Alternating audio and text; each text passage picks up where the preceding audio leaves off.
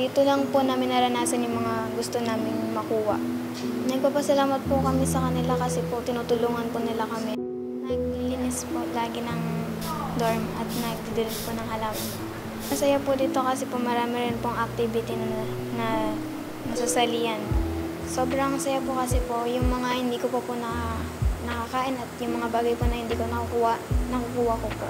Masaya po kasi po marami pong kaibigan, marami pong mga kasalamang tao. Sinasabi po nila sa amin na makakauwi rin po kami. Wala daw pong habang buhay dito sa Marilaki kasi po uuwi at uuwi rin daw po kami lahat. Nagpapasalamat po kami sa kanila kasi po tinutulungan po nila kami at pinapaganda po nila yung ginawa namin. Tinutulungan rin po nila kami sa mga problema, yung pinapagbaba po nila. Tapos po, yung mga session pong iba tungkol sa Diyos, pinag-usapan po namin sila, yung nagpapasalamat po kami kay Lord.